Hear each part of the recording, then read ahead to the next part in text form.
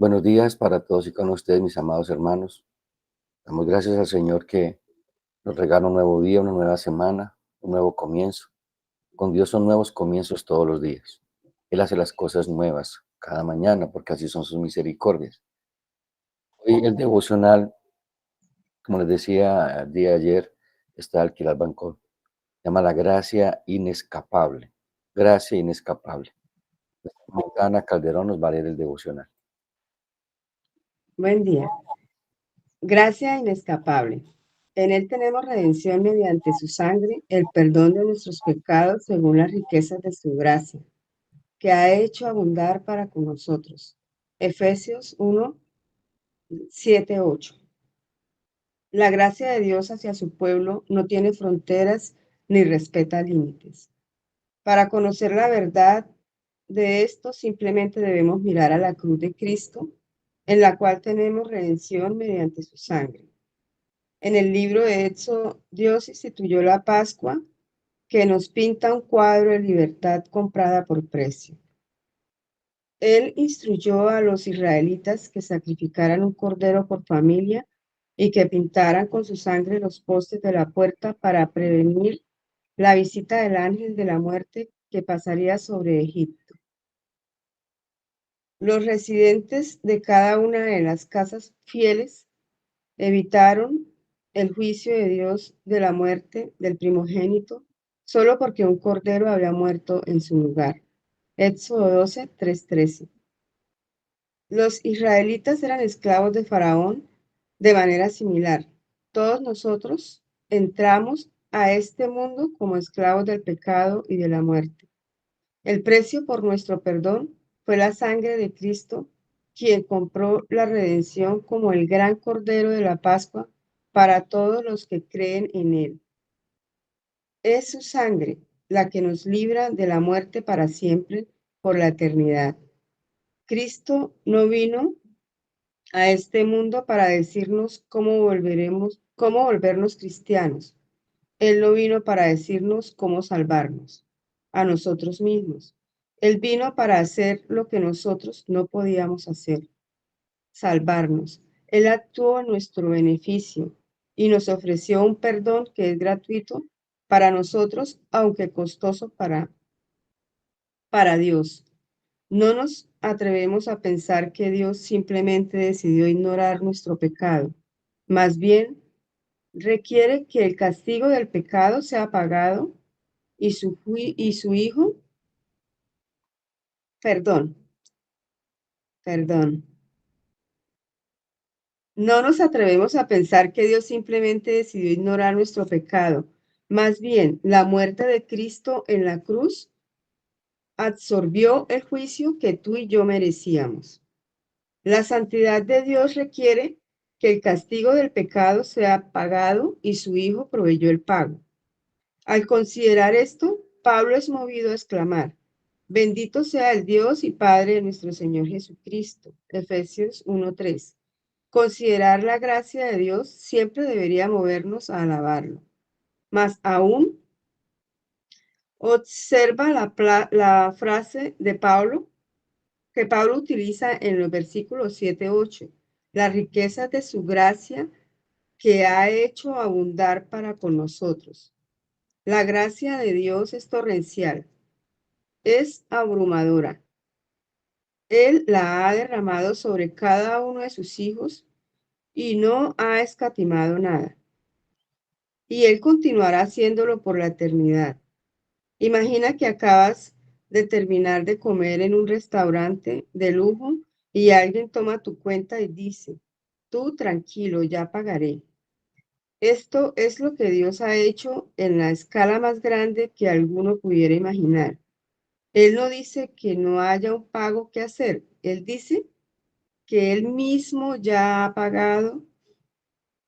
La gracia de Dios excede todo límite.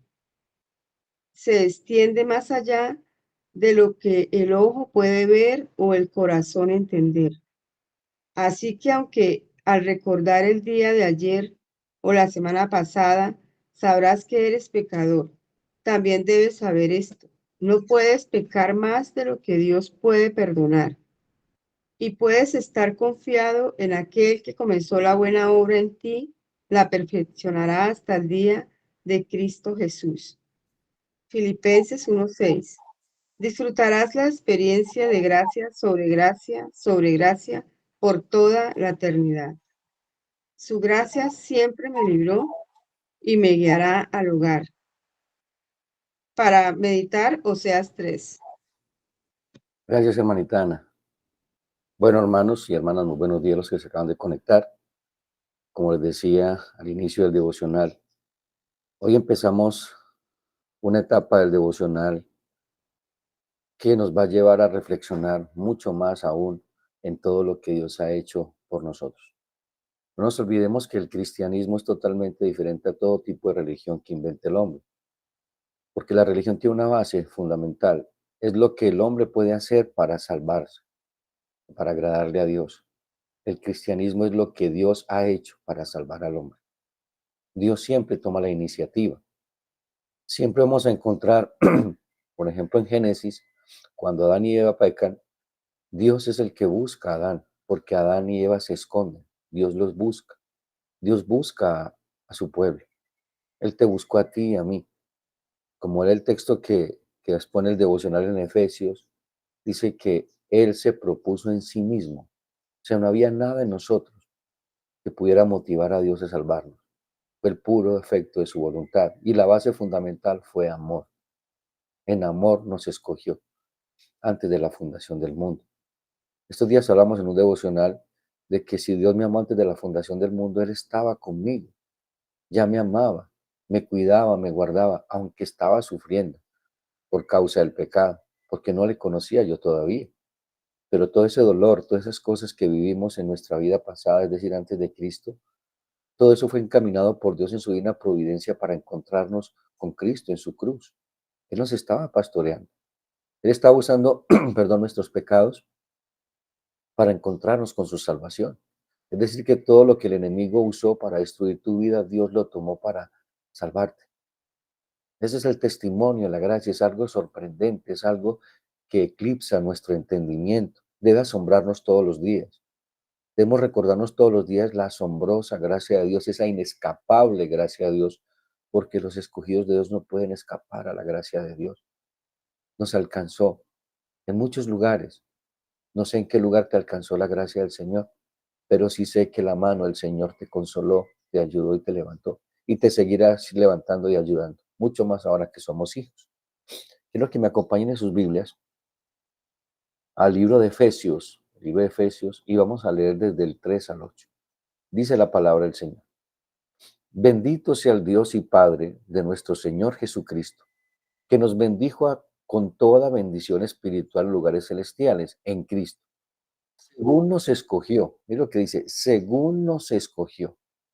Nosotros no escogimos a Dios, Él nos escogió a nosotros. Dice, según nos escogió en Él, en Cristo, antes de la fundación del mundo, para que fuésemos ¿qué? Santos y sin mancha delante de Él, en amor, habiéndonos predestinado para ser adoptados hijos suyos por medio de Jesucristo, según el puro afecto de su voluntad, para alabanza de la gloria de su gracia, con la cual nos hizo aceptos en el amado, en quien tenemos redención por su sangre, el perdón de pecados según las riquezas de su gracia, que hizo sobreabundar para con nosotros con toda sabiduría e inteligencia.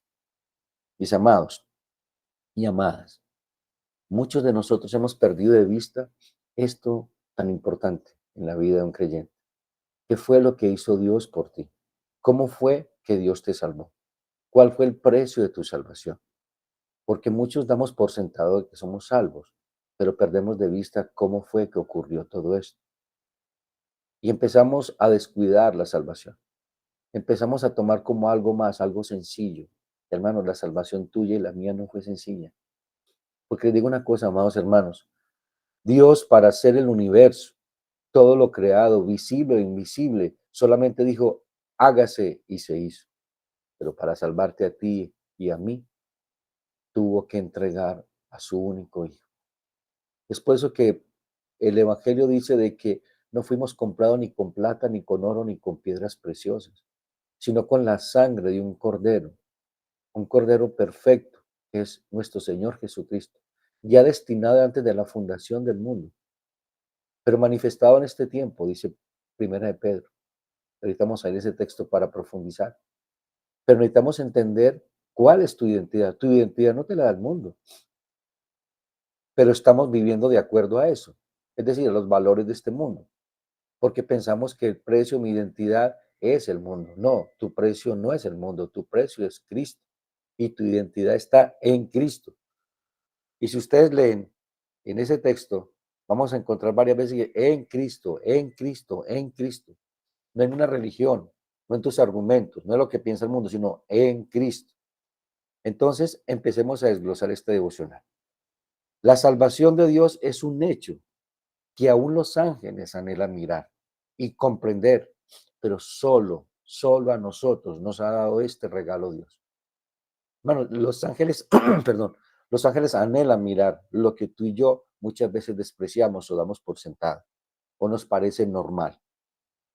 En primera de Pedro 1:12 dice, a estos se les reveló que no para sí mismos, sino para nosotros, administraban las cosas que ahora os son comunicadas por los que os han predicado el Evangelio por el Espíritu Santo, enviado del cielo, cosas en las cuales anhelan mirar los ángeles. ¿Qué está diciendo Pedro aquí?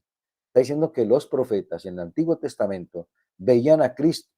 Ellos veían a Cristo, pero no comprendían en qué tiempo y en qué momento y para quiénes iba a ser ese regalo.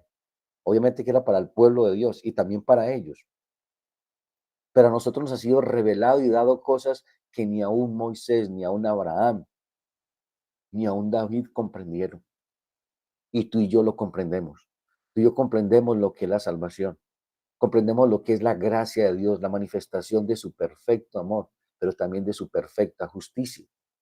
Estos días vimos un devocional que me correspondió, donde decía que la gracia y la justicia de Dios se besan en la cruz de Cristo. Y nosotros damos por sentado. Si ustedes miran en el Nuevo Testamento, aquellos que fueron salvados por Cristo dieron la vida por Cristo. Pablo dijo, no me propuse otra cosa sino predicar a Cristo y a este crucificado. Pablo nunca olvidó ni perdió de vista la cruz de Cristo, pero nosotros hemos perdido de vista la cruz de Cristo. Lo hemos hecho, amados hermanos. Y es triste eso, hermano. Perder de vista la cruz de Cristo, y cuando pierdes de vista la cruz de Cristo, pierdes la visión del cielo. Empiezas a mirar el mundo. Es lo que dice el escritor de Hebreos, que corramos con paciencia la carrera de la fe, puesto los ojos en quién, en Jesús, el autor y consumador de la fe, para que tu ánimo no desmaye. Pero nosotros estamos corriendo la carrera puesto los ojos en el mundo, en lo que quiero aquí y ahora. Hablaba ahorita con nuestro hermano César acerca de eso. ¿Cuáles son tus prioridades? ¿Qué es lo más importante en tu vida? ¿Qué es lo que centra, o sea, cuál es el centro de tu vida? ¿Qué es lo que te apasiona? ¿La gracia de Dios? ¿Y lo que Dios hizo por gracia en ti y en mí y en todos los hermanos llamados a salvación? Pero quizás no sea así. Les decía entonces ahora que los ángeles anhelan mirar lo que tú y yo muchas veces los domingos, cuando está siendo predicado, hacemos, lo damos por sentado, eso yo ya lo escuché, eso yo ya lo sé. Pues te tengo una noticia, amado hermano, amada hermana. El evangelio hay que predicarnos todos los días. Todos los días hay que predicarte el evangelio, porque nuestra mente, nuestro cuerpo carnal, nuestro viejo hombre, siempre quiere hacer que olvidemos una salvación tan grande y que la descuidemos, como dice el escritor de Hebreos. En Hebreos 2:16 al 18, miren lo que dice, porque ciertamente no socorrió a los ángeles. Escuchen esto, porque ciertamente no socorrió a los ángeles, sino que socorrió a la descendencia de Abraham, por lo cual debía ser en todo semejante a sus hermanos, para venir a ser misericordioso y fiel sumo sacerdote, a lo que Dios se refiere, para expiar los pecados del pueblo, pues en cuanto él mismo padeció siendo tentado, es poderoso para socorrer a los que son tentados. La gracia de Dios es tan suficiente, como leíamos ahora en el devocional, que no es más grande que tu pecado. O sea, tu pecado no es más grande que la gracia, es sobreabundante, pero eso no me va a llevar a seguir pecando, sino a pecar menos y arrepentirme más. Necesitamos tener claro que la gracia de Dios nos atrae, su perfecto amor nos cautiva, nos eclipsa, nos asombra. ¿Qué es lo que te está asombrando la salvación del Señor o el mundo?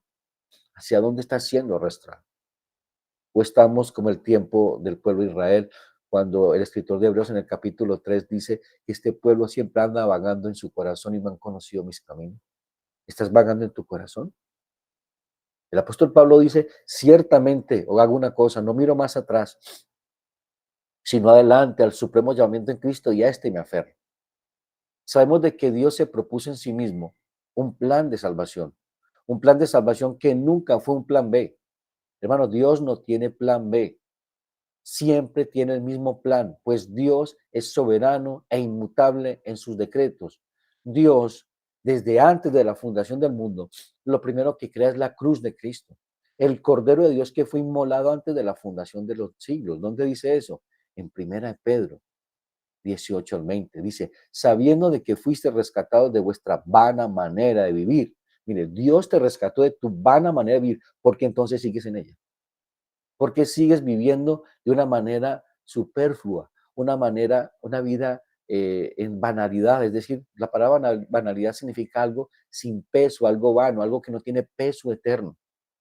Estás ocupando tu vida en aquellas cosas que no tienen precio en el reino de los cielos, que son nada y que se están convirtiendo en tu vida arenas movedizas, sabiendo de que fuiste rescatado de esta vana manera de vivir, la cual recibiste de vuestros padres, no con cosa corruptible como oro o plata, sino con la sangre preciosa de Cristo, como de un cordero sin mancha y sin contaminación, ya destinado desde antes de la fundación del mundo, pero manifestado en los posteros tiempos por amor a vosotros. ¿Esto a qué nos lleva? Que Dios es un Dios de pactos. Y como somos presbiterianos reformados, igual hay bautistas reformados aquí escuchándome, nuestra teología es pactual. La teología del pacto se centra en la salvación, en la soteriología, en cómo Dios te salvó.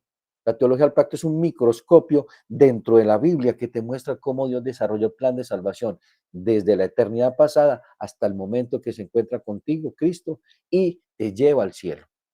Porque con Cristo estamos juntamente sentados en lugares celestiales. Ya estamos allá, pero estamos aquí luchando. Y es impresionante ver eso, de que ya estamos en Cristo. Tú y yo ya somos salvos. Tú y yo ya estamos con Cristo sentados allá, pero estamos batallando aquí porque nos santificamos los unos a los otros, porque el mundo necesita la iglesia.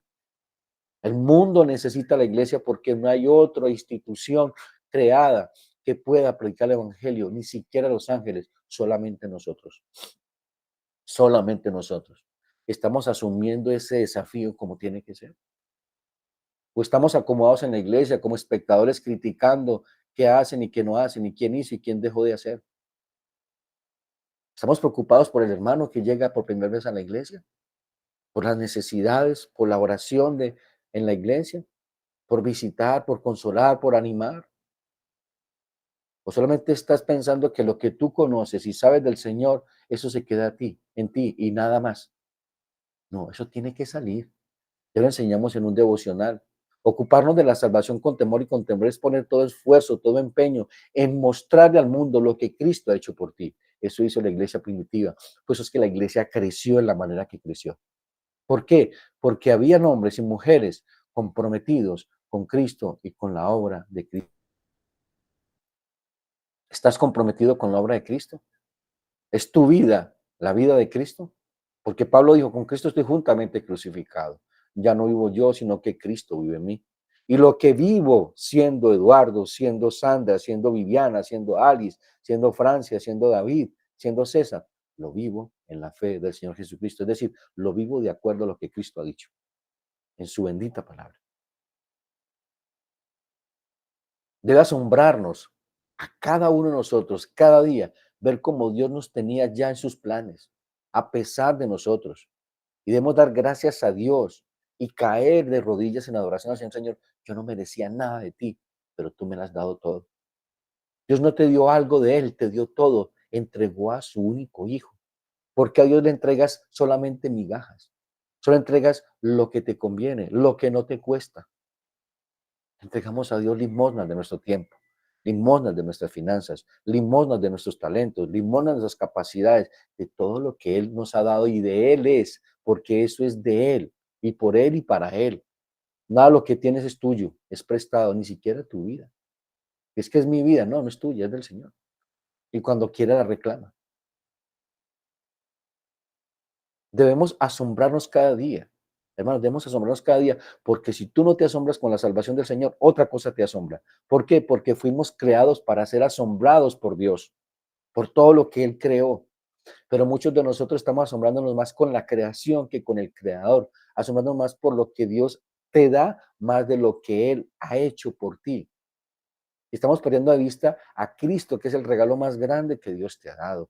Tu salvación. Estamos muertos en delitos de pecados. Éramos hijos de ira por naturaleza. Y ahora Dios nos ha hecho hijos de Dios. Nos ha reconciliado por medio de la sangre de Cristo. Eso debe asombrarte. Si ya no te asombra, has perdido tu primer amor. Si ya no te asombra lo que Dios ha hecho por ti en la cruz y has perdido de vista al Salvador que te salvó cuando no lo merecías y nunca lo mereciste, has perdido tu primer amor. Porque cuando nosotros tenemos en mente eso, vamos a querer vivir en Cristo, estar en Cristo y predicar a Cristo. En Efesios 1:5 al 6 dice, en amor, habiéndonos predestinado para ser adoptados hijos suyos. Hermano, Dios te salvó no para que fueras nieto, ni primo, ni sobrino, sino hijo, coheredero con Cristo. Es algo que ni siquiera los ángeles, hermano, ni siquiera los ángeles tienen ese privilegio. Y tú y yo lo tenemos. Y lo tomamos en poco. Estamos como Esaú, cambiando nuestra primogenitura por un plato de lentejas. No se les olvide cómo terminó Esaú. Llorando amargamente por la bendición, pero ya la puerta había sido cerrada. Ya no había bendición para él. Es triste, como lo predicaba el pastor Mario ayer en nuestra iglesia. El pastor Mario de Bolívar Valle decía, qué triste es de que tú llegues al cielo y Cristo te diga, nunca te conocí. Señor, pero es que yo iba a la iglesia, yo hacía esto, yo hacía lo otro. Nunca te conocí. Es decir, nunca te relacionaste conmigo. Nunca tuviste compañerismo contigo, ni yo contigo. En amor habiéndonos predestinado para ser adoptados hijos suyos por medio de Jesucristo según el puro afecto de su voluntad. ¿Para qué? Para alabanza de la gloria de su gracia, con la cual nos hizo aceptos en el amado. Hermanos, estamos completos en Cristo. Hemos sido aceptados por Dios, no algunas áreas de nuestra vida, sino todos. ¿Por qué? Porque cuando llegamos a Cristo, ese viejo hombre muere. Todo aquel que está en Cristo, una nueva criatura, de las cosas viejas pasaron, todas son hechas nuevas. La verdad central de la gracia salvadora de Dios se establece de forma resumida en la afirmación, la salvación es del Señor, no es tuya, no es mía, es del Señor. Esta fuerte declaración significa que cada aspecto de la salvación del hombre proviene de Dios y depende totalmente de Dios. Lo único que tú y yo hacemos es el pecar. Lo único que tú y yo hacemos dentro de este plan de salvación. Dios lo hizo todo. Incluso la fe que tú tienes no es tuya, es de Dios, es un don de Dios. Pues es que el apóstol Pablo en Romanos, capítulo 11:36 dice, porque de Él, por Él y para Él son todas las cosas, al sea la gloria para siempre. La salvación es de Jehová. Y entonces, como es de Dios, Dios te la entrega. ¿Y qué tú estás haciendo con ella? ¿La tomas como si nada? ¿Como cualquier regalo? Yo algún día ponía un ejemplo en la iglesia. Cuando alguien se esfuerza tanto, estás de cumpleaños, y hay una persona que te quiere mucho, te ama mucho y se esfuerza y ahorra todo el año para comprarte un regalo.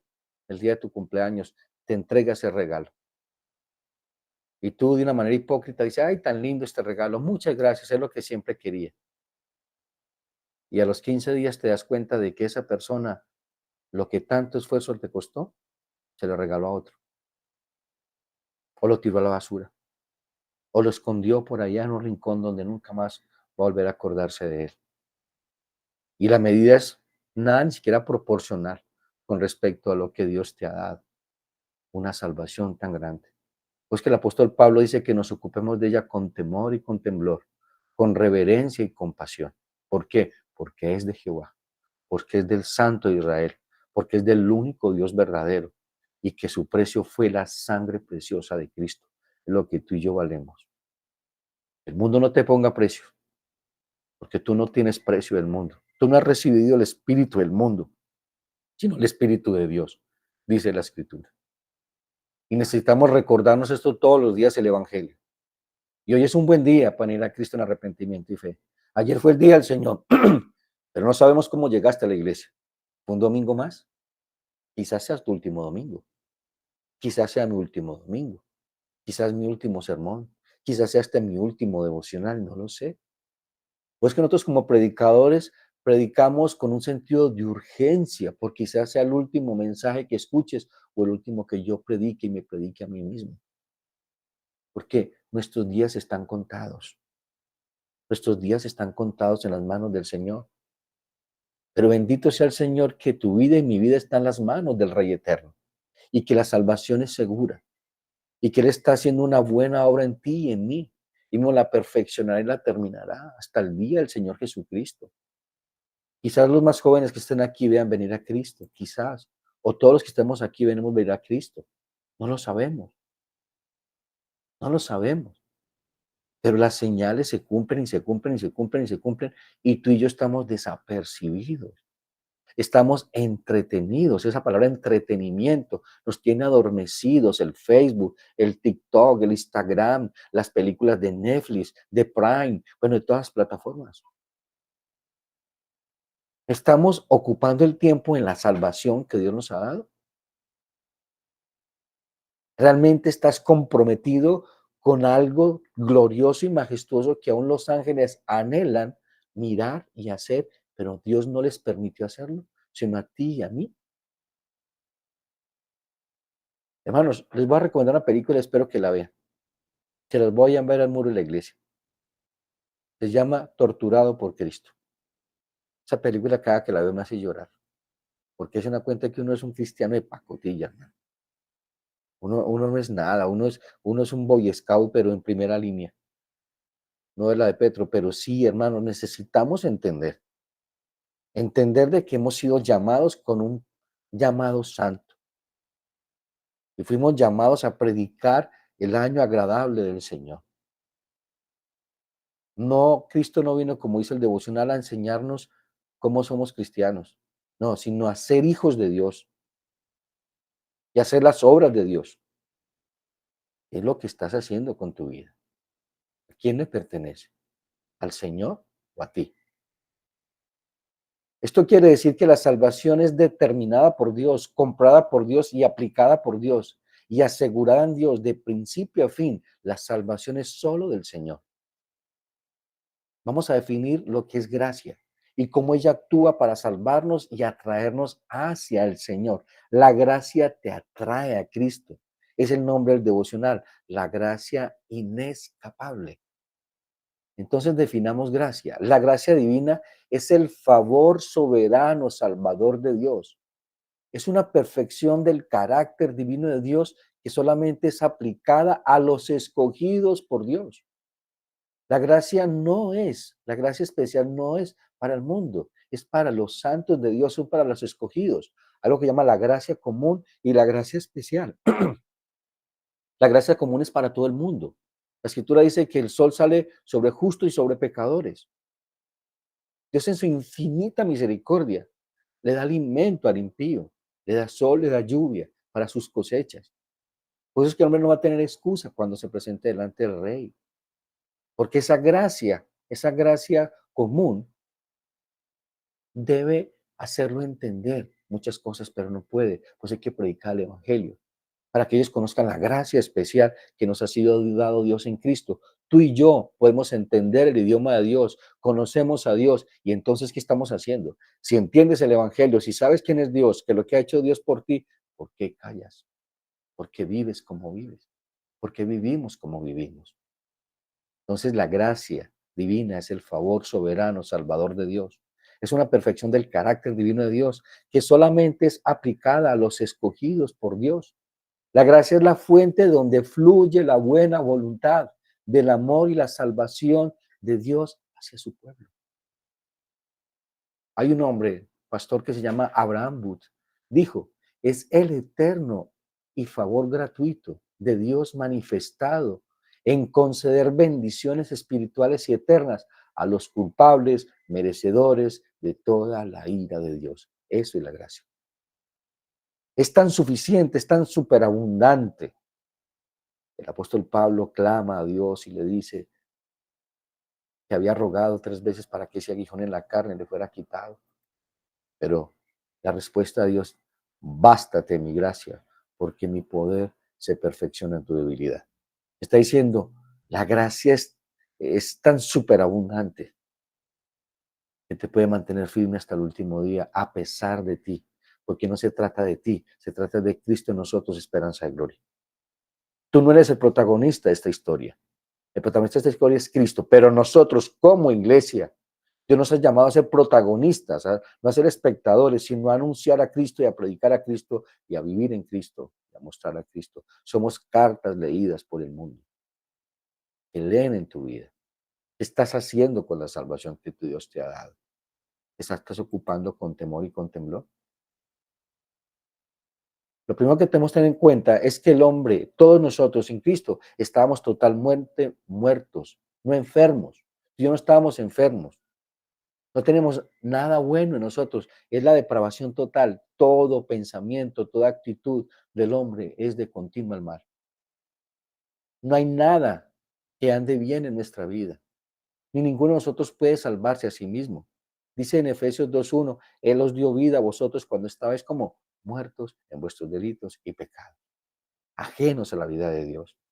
En Romanos 3, 10, 2 al 12 dice, como está escrito, no hay justo ni aun uno, no hay quien entienda, no hay quien busque a Dios, todos se desviaron, aún hasta hicieron inútiles, no hay quien haga lo bueno, no hay ni siquiera uno. Cuando vemos entonces la salvación de Dios, vemos la unidad de la Trinidad en la salvación. No perdamos de vista esto, hermano. ¿Por qué? Porque en la salvación se involucraron las 3 personas de la Trinidad, un solo Dios, un solo Dios. El Padre nos eligió y entregó al Hijo para que su Hijo viniera a este mundo a dar su vida en rescate por los que Dios le entregó. Es decir, la salvación fue diseñada por Dios, ejecutada por Cristo y aplicada por el Espíritu Santo, que nos regenera, que nos da la fe. Nosotros recibimos el Espíritu Santo es por la fe, pero la fe también es dada por Dios. Alguien algún día me preguntó, pastor, ¿cómo es que algunos escuchan el Evangelio y se convierten y otros se vuelven más duros de corazón y nos aborrecen y aborrecen a Cristo? Pues muy sencillo.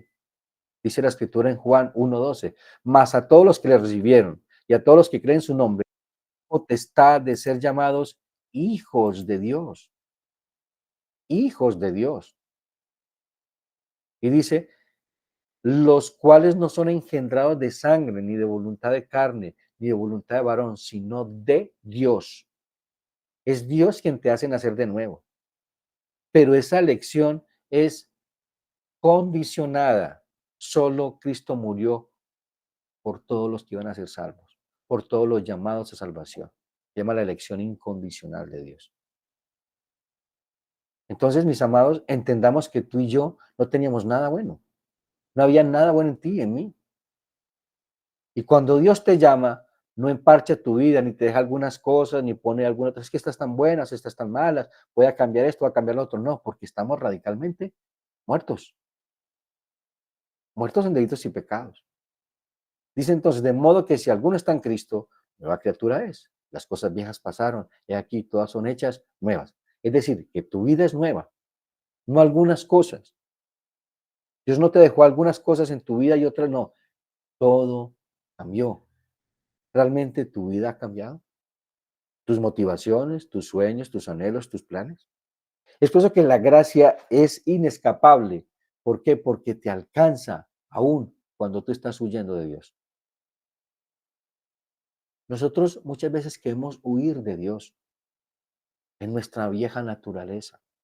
Nos parece muy duro ser cristiano. Claro que es duro. ¿Por qué? Porque tienes que negarte a ti mismo. Planes, sueños, anhelos, tu yo, tu egocéntrica vida.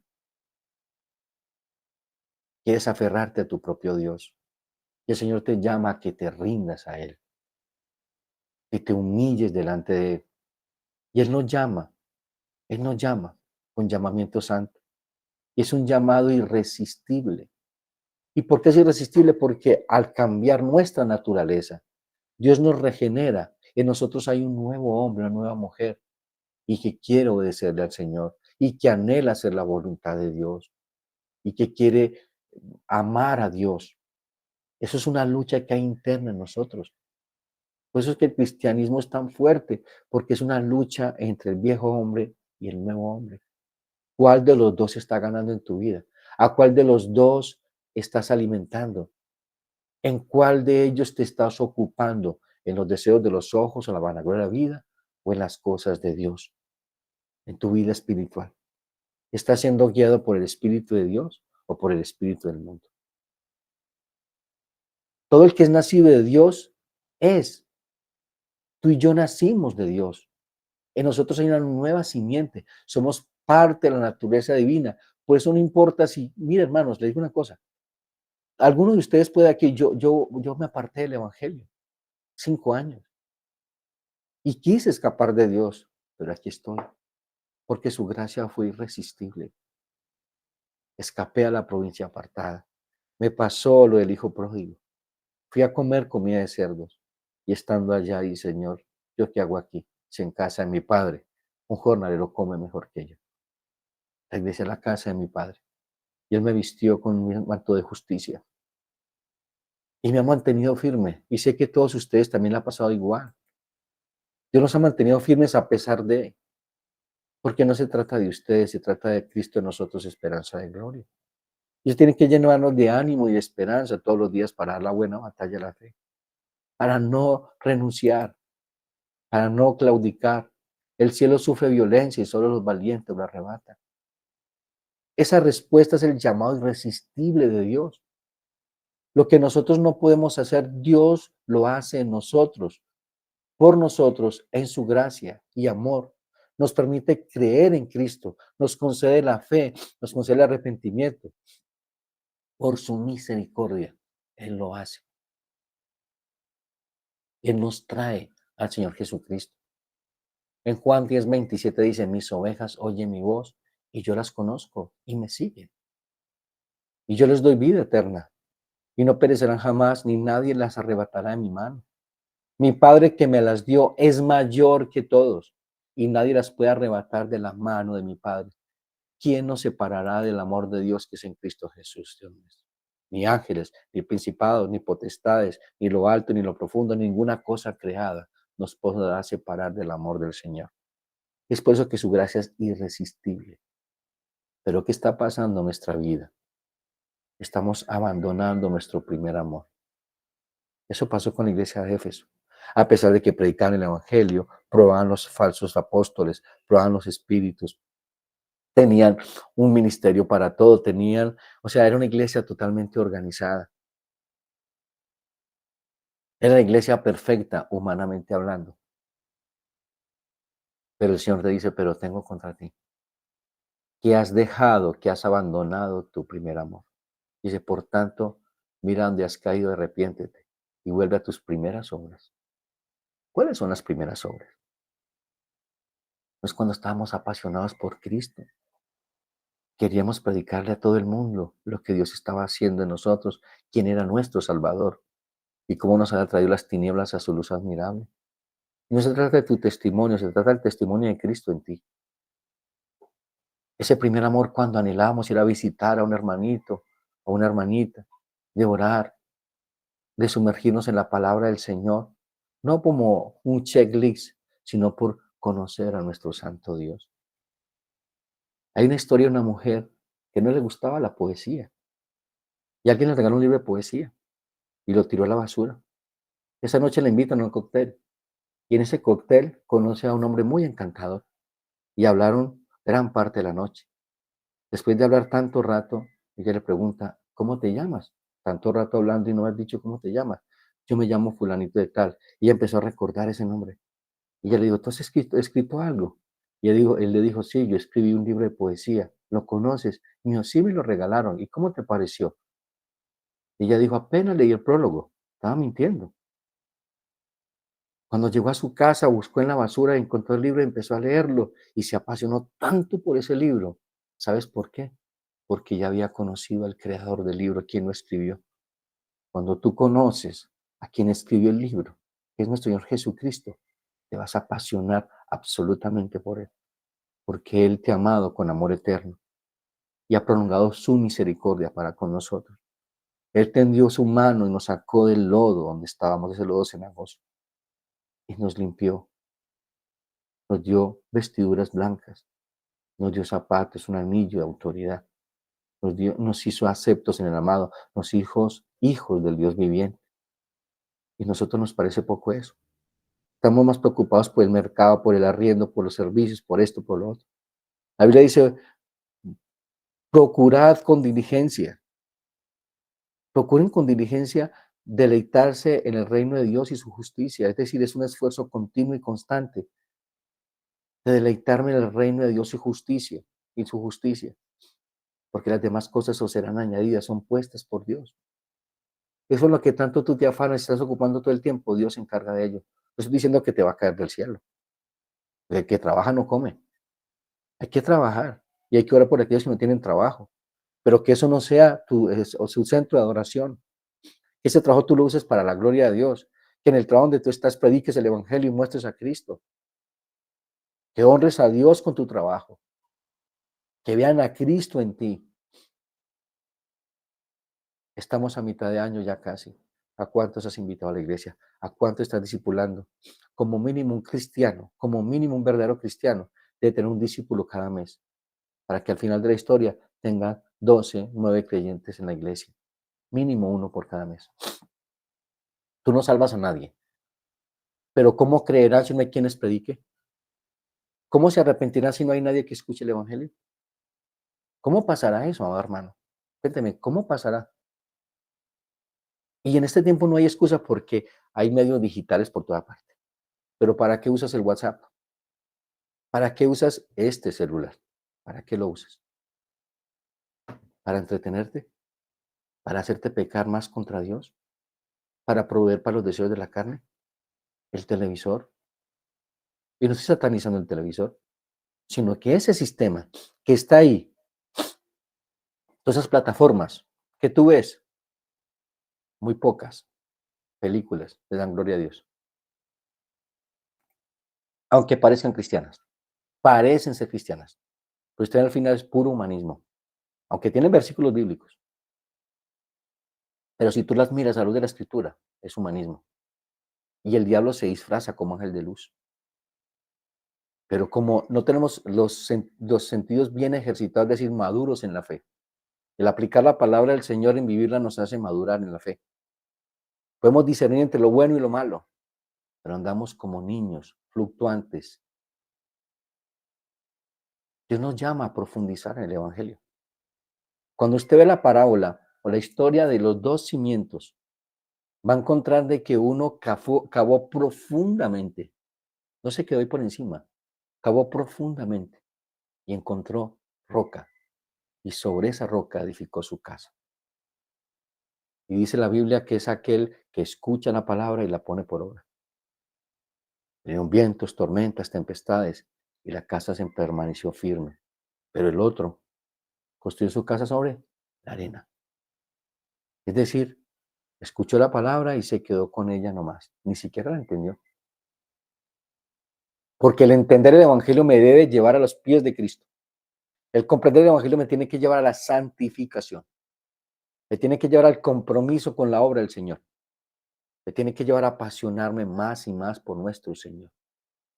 Es lo que dice la Escritura, no lo digo yo, mis amados hermanos. Hemos nacido de nuevo, somos nuevas criaturas. Es por eso que la misión de la iglesia es ocuparse de la salvación. Mira lo que dice Filipenses 2:12. Por tanto, amados míos, como siempre habéis obedecido, no como en mi presencia solamente, sino mucho más ahora en mi ausencia, ocupados de vuestra salvación con temor y con temblor. Cuando somos resucitados en Cristo, Dios nos da el don del arrepentimiento y de la fe. Eso es claro. Pero esa salvación, todo ese paquete que Dios nos ha dado en Cristo, que son todas las cosas, no te falta nada para que te ocupes de tu salvación. La tienes completa. Ahora proyéctala. Crece en la fe. La palabra ocupar significa como cultivar. Y eso te corresponde a ti. corresponde a ti la santificación, apartarnos del pecado. ¿Y cómo lo puedo hacer? Pues lleno del Espíritu Santo, controlado, guiado por el Espíritu Santo y sometido a la bendita palabra del Señor. Porque es que la palabra del Señor te aparta del pecado. Pero dices, yo leo la Biblia. La pregunta es, ¿meditas en la Biblia? ¿Es tu pensamiento todo el día en la palabra del Señor? Escuchaste el sermón el domingo, el día de ayer, y te garantizo que muchos de ustedes aún ni siquiera se acuerdan lo que dijo el pastor. Ni siquiera tomaron notas, ni siquiera están meditando y reflexionando cuál fue el sermón del domingo, qué fue lo que Dios me dijo, porque pensamos que es palabra de hombre y fue palabra de Dios y será palabra de Dios y esto es palabra de Dios. Es que Jesús Eduardo está inventando algo, dinos la palabra del Señor. Y tenemos que temblar ante ella, porque esta palabra que está siendo predicada hoy, Dios nos pedirá cuentas. Dios nos pedirá cuentas. Entonces la gracia es inescapable. Tú y yo no podemos escapar de una salvación tan grande. Él nos ha cautivado, nos ha traído a Él. Nos hemos rendido voluntariamente a Él. ¿Por qué? Porque Dios cambió nuestro corazón. Dios nos dio una nueva naturaleza. Es por eso que nosotros fuimos atraídos por la gracia soberana de Dios. Fuimos atraídos por ese perfecto amor. Fuimos traídos a salvación. El Salmo 110:3 dice, tu pueblo se te ofrecerá voluntariamente en el día de tu poder. En la hermosura de la santidad, desde el seno de la aurora, tienes tú el rocío de tu juventud. Nos hemos rendido voluntariamente al Señor. Y Pablo nos escribe de esta manera. Segunda de Corintios 5:14. Porque el amor de Cristo nos constriñe, pensando esto, que si uno murió por todos, luego todos murieron. Por todos murió. Y para que los que viven ya no vivan para sí, sino para aquel que murió y resucitó por ellos. Hago una pregunta, cuando ustedes ven la vida de Pablo, ¿creen que no fue impulsada, motivada por el amor de Cristo? Dice, por amor a Cristo le he perdido todo y todo lo que tenía lo tengo por basura.